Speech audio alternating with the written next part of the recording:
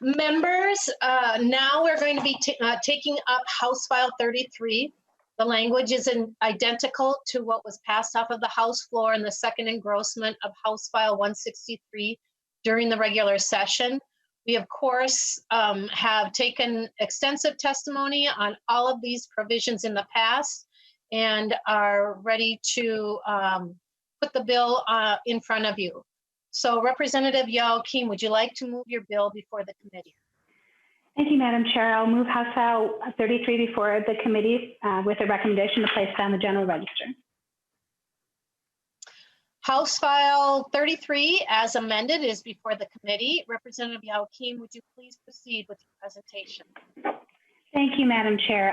It's actually not amended, so we note that House File 33 is before the committee. And quick presentation, and thank you, Madam Chair. Like you said before, House File 33 contains language that was in House File 163 as it left the House floor during the last night of regular session. We all know that the pandemic has cut our work short this session, and that is why you see the slimmed down version before us of an education policy bill. I'm happy that we've had the special session to do a little bit more work in House File 36, but that too is just a start. The pandemic has shown a harsh light on our opportunity gap, and I fear it's exacerbated it. Next year, we will have to have a laser focus on policies that help our students who will be facing increased challenges and may have fallen even further behind during the spring distance learning. So once again, House File 33, we provide some flexibility for students in our special education programs by including House File 1940 of Representative Hewitt's and House File 853 of Representative Torkelson's. Both of these provisions were left over from last session's bill that passed off the House floor. Also from last year's bill, Representative Hewitt's House File 575 that allows school nurses to dispose of unused medication at the end of the year. We also have Representative Edelson's House File 3852, which is affixed to the required dyslexia screening reports that passed in a bill last session. We also have Representative Muller's provision, House File 4257, that will require Tier 1 and Tier 2 teachers to receive mental health training similar to the current training our Tier 3 and 4 teachers receive.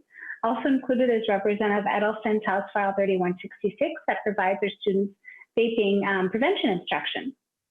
And with Representative Sandel's House File 3179, we make a technical fix to school districts' transportation contracts. And then another important provision makes sure that voters are notified about school referendums 45 days before election in Representative Freiberg's House File 3179 instead of the 30 days before that is in current law. Finally, there are a few early childhood provisions that were heard in the Early Childhood Committee. Annie Marsh from Nonpartisan Staff will briefly go over those provisions. Thank you, Madam Chair. For the record, I'm Annie Mock with House Research. So I'm going to briefly go through those provisions in Article 5 of House File 33.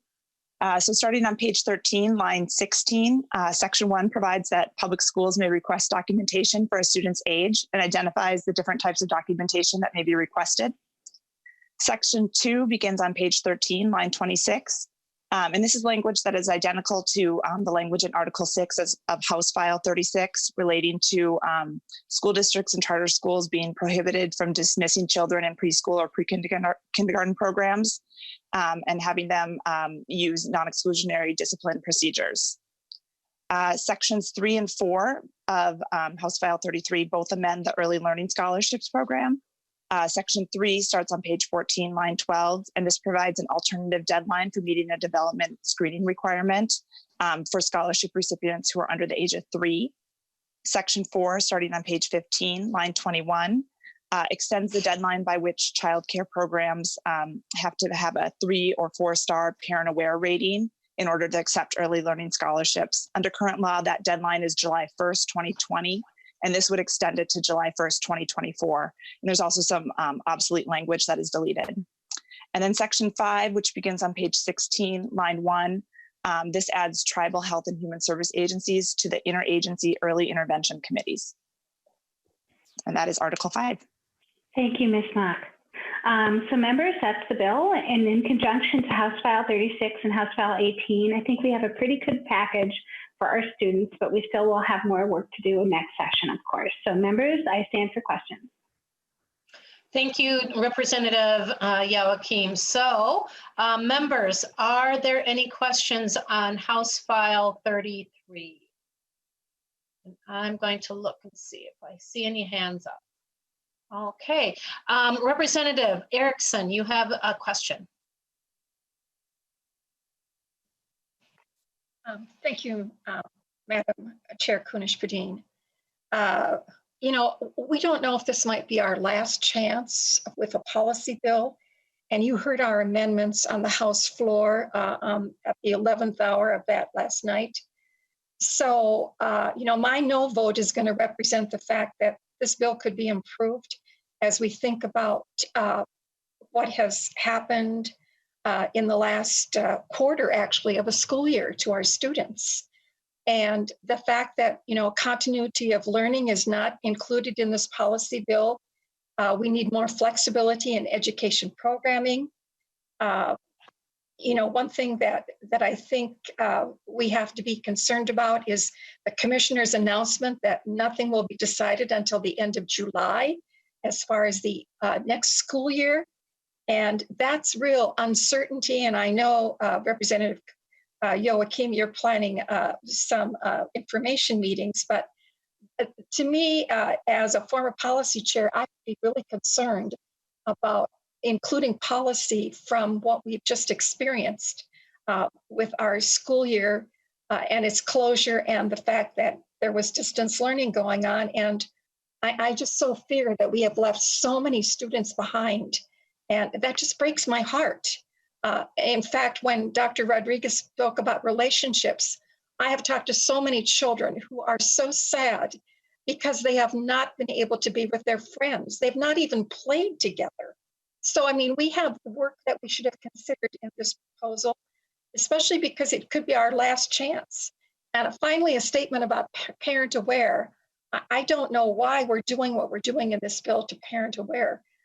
You know, the reading requirement should be restored or we should simply repeal, but I just don't think we're going to gain anything with that. So with that said, Madam Chair Kunish-Padin and Chair Joachim, I'm going to cast a no vote, but with hopes that maybe we can improve this bill. Thank you. Representative Erickson, I would love to have more discussion on improving the bill, but it would be best left for either probably House File 36. House File 33 is set and is not going to be opened again, is our agreement with the other body. But I would more than be happy to, after we have our discussion next week, to look at some stuff that we could bring forward into either House File 36 if we don't hear it right away, or I am sure that we're going to end up having another small special session as well. I hear some of the same concerns that you have around what our students are feeling. That's why it is so important that we're looking at House File 36 right now. I can't help but think if we would have had some of those provisions in place after last year, how much distance learning may have looked different for our kids with a focus on our students. I know our districts are also facing a lot of uncertainty, and that's why I want to make sure that we have those conversations next week and thorough conversations in public where everyone can hear them. I've been having them with Representative Dabney across the state. I've also been, sorry to the commissioner, very aggressive about pulling our chair to the table in those discussions. So our work's not done here yet. We will have more work to do, and I think it's important that the legislature does do their work. That's why House File 33 is leftover business that we should accomplish. House File 36 is things that we probably should have done last year or done the year before that we should look forward to. And I know we're going to have a very robust discussion next week as well. So with that, members, I would ask for your support of House File 33. Representative Joachim, thank you so much. Well, I'm not seeing any more questions. Representative Joachim renews the motion that House File 33 be recommended for placement on the general register. Any questions on the motion? All right, seeing none, the clerk will take the roll on the motion, please. Chair Joachim? Yes. Vice Chair Kunish-Padin? Yes. Representative Erickson? No. Representative Barr? Representative Baker? No. Representative Bennett? No. Representative Bierman? Yes. Representative Christensen? Yes. Representative Gruenhagen? No. Representative Hassan. Representative Herr.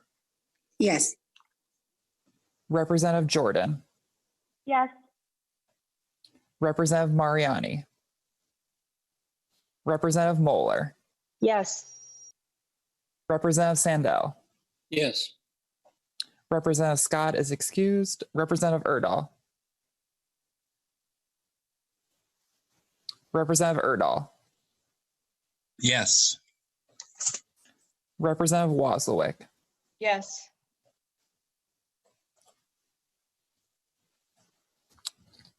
Chair Kunish-Podine, there are 10 ayes and 4 nays. Thank you. So there being 10 ayes and 4 nays, the motion prevails and House File 33 is recommended for the placement on the general register.